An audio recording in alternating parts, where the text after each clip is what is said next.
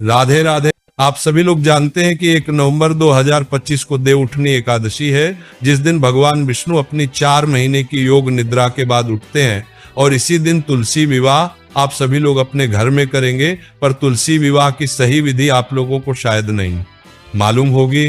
देवउठनी एकादशी के दिन से शुभ और मंगल कार्य होना भी शुरू हो जाते हैं, और तुलसी विवाह आप देवउठनी एकादशी के दिन से कार्तिक की पूर्णिमा के दिन किसी भी एक दिन कर सकते हैं, पर सबसे विशेष देवउठनी एकादशी का ही दिन माना जाता है। तो ये सारी अद्भुत जानकारी हम आपको इस वीडियो में अच्छे से समझाएंगे।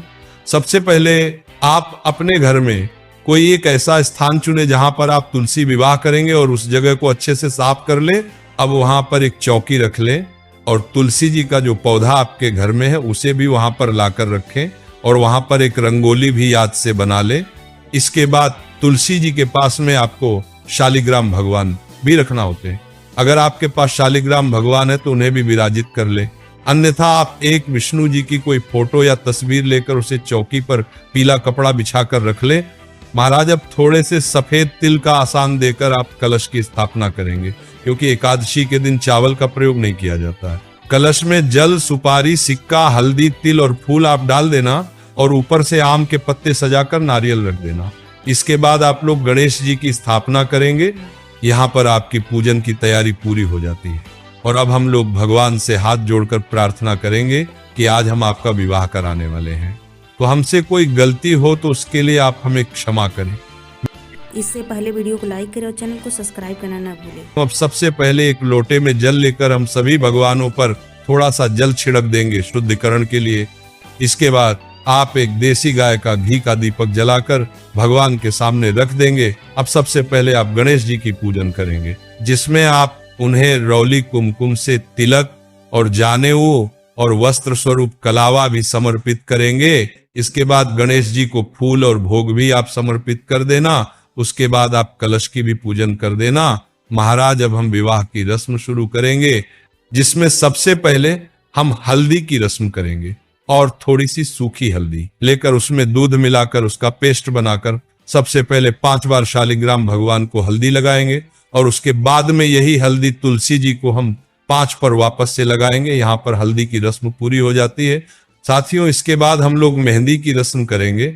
उसके लिए भी आप थोड़ी सी मेहंदी घोलकर या कोण लेकर 5 बार शालिग्राम जी को मेहंदी लगाएंगे, और फिर यही मेहंदी तुलसी जी को हम 5 बार लगाएंगे। क्यों? इसके बाद में हम शालिग्राम जी को चंदन से तिलक करेंगे, और तुलसी जी को रौली कुंकू से तिलक करेंगे।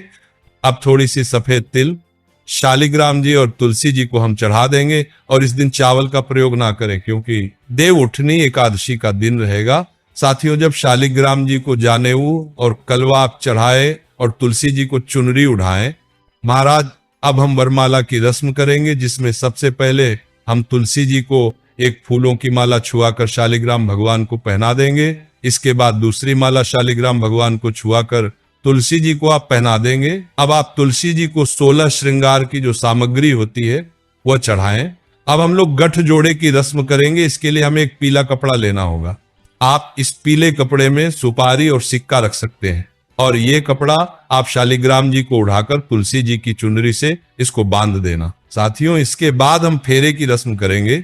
इसके लिए कोई पुरुष शालिग्राम जी को उठाकर तुलसी जी की परिक्रमा कर सकता है, अन्यथा आप एक नारियल ले और उसे शालिग्राम और तुलसी जी के ऊपर से 7 बार घुमा दे, और आप जैसे भी फेरे कराते हैं वह 7 फेरे आप लोग करा ले।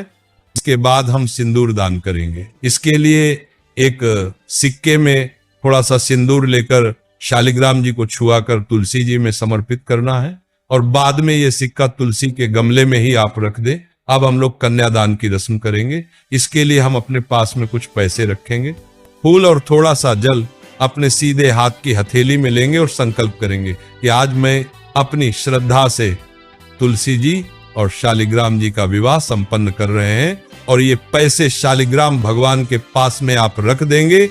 इसी के साथ में देवउठानी एकादशी के दिन पूजा में गन्ने जरूर चढ़ाए जाते हैं, या गन्ने की झोपड़ी जैसी जरूर बनाई जाती है। इसके बाद तुलसी जी और शालिग्राम जी को जो भी आप दान में देना चाहते, जैसे साड़ी, कपड़े, बर्तन दान कर देना। साथियों, इसके बाद में हम भगवान को भोग समर्पित करेंगे और भगवान विष्णु को जो भी भोग लगाए उसमें तुलसी जी जरूर रखें। इसके बाद में इस दिन फल भी आप जरूर चढ़ाएं, उसमें सिंघाड़े जरूर होने चाहिए। उसके बाद आप एक लोटा जल भगवान के पास में रख देंगे और उसके बाद में आप तुलसी विवाह की कथा सुनेंगे और हाथ में तिल और फूल लेकर ही कथा सुनेंगे। फिर ये तिल और फूल आप लोग जल की लोटे में चढ़ा देंगे। महाराज, इसके बाद में हम तुलसी जी की परिक्रमा करेंगे। आप चाहे तो एक 5, 7, 11 या 108 परिक्रमा भी कर सकते हैं। इसके बाद हम भगवान को धूप दीप दिखाएंगे और फिर अब हम आरती करेंगे। आरती के लिए आप अलग से कपूर जलाकर या दिया जलाकर गणेश जी, शालिग्राम और तुलसी जी की आरती कर सकते हैं और सभी भगवान से आप प्रार्थना करेंगे। आरती होने के बाद लोटे में से थोड़ा सा जल लेकर हम पूजा स्थल पर वार देंगे। पूजा में चढ़ाई गई चीजों का प्रसाद सभी में बांट सकते हैं और ये चौकी हम अगले दिन उठाते हैं। कलश का जल आप अपने पूरे घर में छिड़क देंगे या किसी पेड़ में डाल देंगे। इसके बाद में तुलसी जी और शालिग्राम जी को चढ़ाए गए सामान का आप सभी का दान करेंगे। ये दान आप किसी पंडित जी को कर सकते हैं, ये किसी तरह के जरूरतमंद व्यक्ति को भी कर सकते हैं। तो जिसके बाद में अगर शालिग्राम जी आपके ही थे तो आपके ही घर में शालिग्राम जी और तुलसी जी रह जाएंगे। अगर किसी दूसरे के आप लाए थे तो जिसके शालिग्राम जी थे उन्हीं के यहाँ पर आपको तुलसी जी भी देनी पड़ेगी। तुलसी विवाह करना बहुत ही शुभ माना जाता है। आपको अपने घर में तुलसी विवाह जरूर करना चाहिए। आप चाहे तो किसी पंडित जन को बुलाकर भी ये विवाह कर सकते हैं। इसी तरीके से आपको अपने घर में रहकर सरल तरीके से ये तुलसी विवाह करना है। अगर अभी भी आपके मन में तुलसी विवाह को लेकर कोई प्रश्न है तो आप हमसे कमेंट करके पूछ सकते हैं। और आप हमारी ये वीडियो कहाँ से देख रहे हैं कमेंट में जरूर बताएं। राधे राधे। ऐसे ही प्रेमानंद महाराज का वीडियो देखने के लिए चैनल को सब्सक्राइब करें और वीडियो को लाइक करना न भूलिए। धन्यवाद।